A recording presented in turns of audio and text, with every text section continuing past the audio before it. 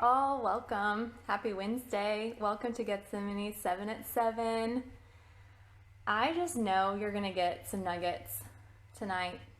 Like you've been getting nuggets if you've been tuned in with us about just what God's doing and what He's speaking to us about the light. So this week, God has just been, again, illuminating some things from the message on Sunday. And even just in the last 15 minutes, He just keeps giving me thoughts and understanding and awareness that is just going, it's making my brain go, whoa, this is so cool. So I'm going to share a few nuggets with you.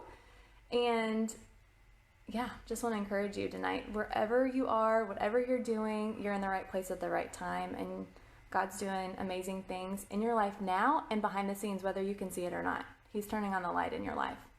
So on Sunday, Pastor John mentioned there were 3 things he really wanted to focus in on. 1, the light in you is enough to overcome anything. And that's an empowering statement, right? And whenever our faith is activated with that statement, it's true. The word is true. And whenever we get fully persuaded about what God's promises are in our life, things change, things shift. Boundaries and barriers are broken. Number 2, that light is to be shared with others. Yeah, we're not just going to keep it all to ourselves. The light is illuminated in our life, and then it helps others too. And then number 3, that the light destroyed the sin problem. And God brought back, He just keeps talking to me about Psalm 4:6. It says, many say, oh, that we might see some good. Lift up the light of your countenance upon us, O Lord. And that light means, again, illumination in every sense, including lightning, happiness, bright, clear day, morning and sun. So it's all inclusive. That light means light in every definition of light. And again, I keep being brought back to the conversations I'm having all the time, and I have opportunities to encourage others. And I know that you are too. And you may be having a day of discouragement here and there based on what's going on, but the answer is in the Word, and God's bringing light to your world, and then that light is helping others. So what a beautiful opportunity we have this year, this historical year, to shine lighter and brighter than we ever have before. And from the message on Sunday, God brought to my attention Acts 13:47 from the Amplified, and it says, "For that is what the Lord has commanded us, saying, I have placed you as a light for the Gentiles so that you may bring the message of eternal salvation to the end of the earth." And so that means Jesus, but we're also in Jesus. So that means us too, because He commanded us to be a light set on a hill, from Matthew 5:14 through 16 that we've been, meditating on through this series.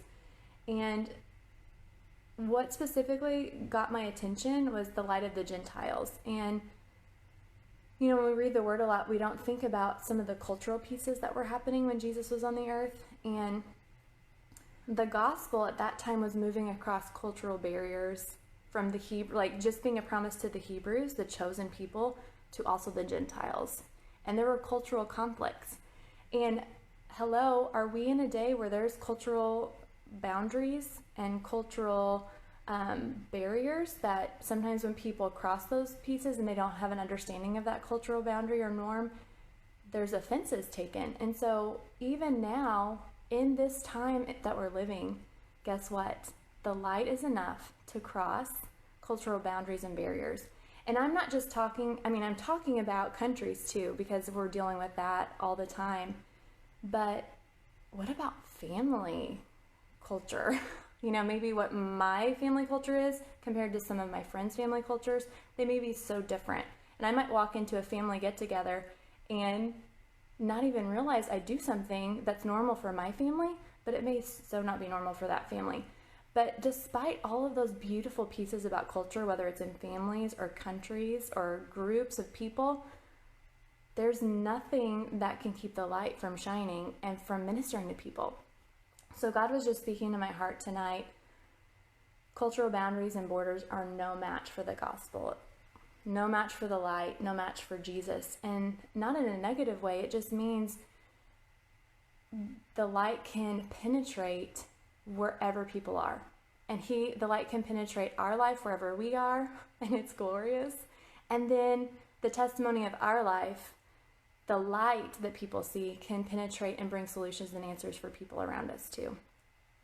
So I just have been like excited about that as I've been meditating on that tonight. And then going back to our two things that Pastor John shared during the message, that the light in you is enough to overcome anything.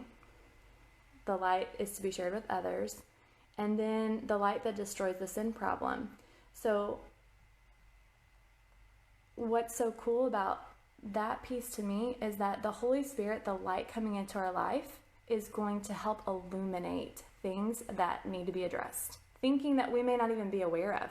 I told Pastor Dana this summer, I was like, it's amazing. In certain areas of my life, I feel super strong in faith. And then there's other areas, as I've said, God, show me any limiting belief areas that I've been holding on to that I don't realize. And God's showing up and showing me. And I'm like, I don't even understand how I could have been thinking that way.